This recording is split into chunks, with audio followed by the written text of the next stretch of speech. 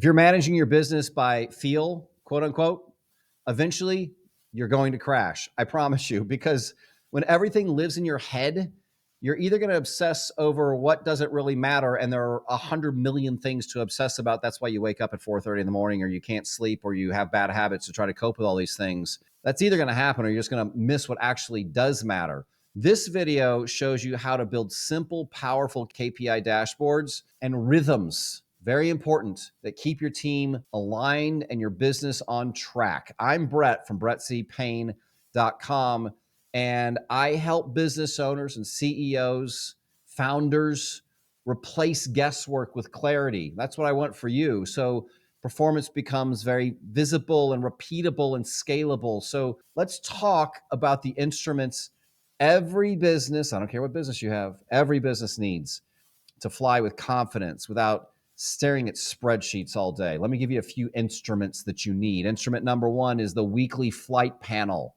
Every great operator runs their week like a cockpit. This means you've got one dashboard, you've got a few critical, not a lot, a few critical metrics, we call them KPIs, and it's reviewed every Monday like clockwork. You don't miss the chance and the opportunity to look at your dashboard to understand where things are. I don't care if you have one business or 18. You've got to have a dashboard for all of them.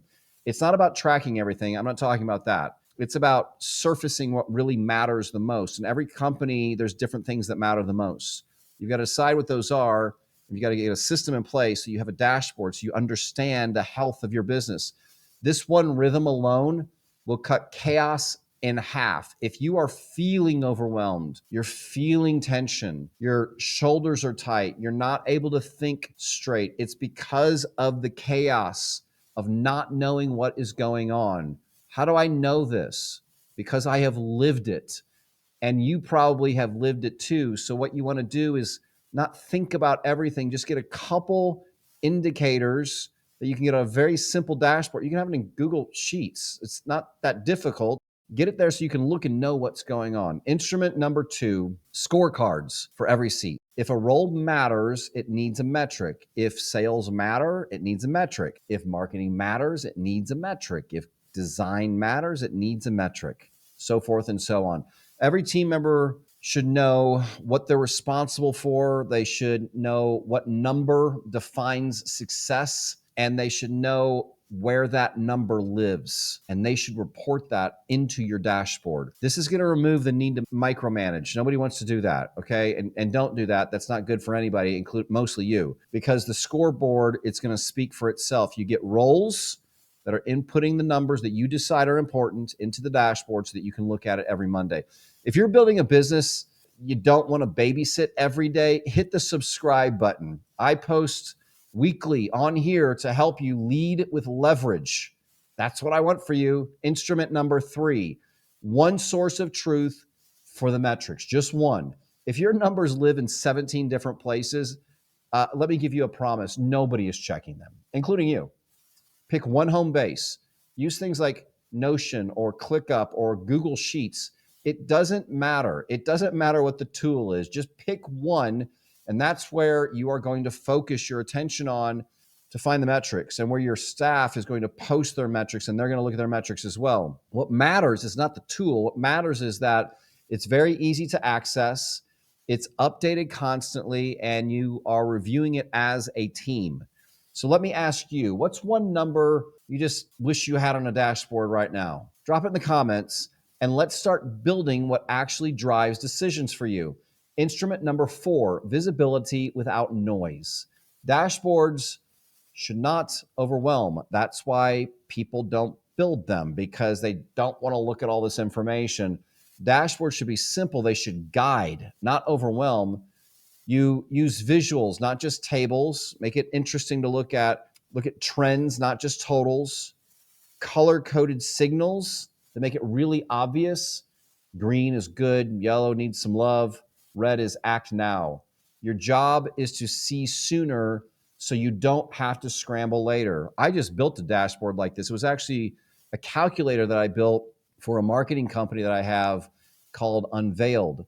And one of the things that we knew from feedback from customers is that when they have marketing agencies talk with them, the one thing that they hate the most is they hate that they talk in all this kind of fancy language, but no one will tell them, if I spend X, what will I get out of that? How many leads will I get? How many will convert? These kinds of things, right? So we built this thing, but I tell people when we give them this tool, you need to put in 3 numbers for us. We calculate everything else out. But the most important part of that tool is the indicator that's at the very bottom. And you know how I let them know whether this is a good idea or not? I do exactly what I just shared with you. If it's a good decision for them to move ahead with marketing, and there's all kinds of reasons why they should or should not do that. And what they can't see is they can't see the 10,000 points of data that we have behind there that helps us to do these calculations for them. If it's a good decision, they get a green dot and it says, this is a good business decision for you. Many times they get a yellow dot, and that means you're not quite there yet. You need to adjust a few things before you start spending money on marketing. And a red dot is, don't you dare spend $1 on marketing right now because it's a complete waste of money.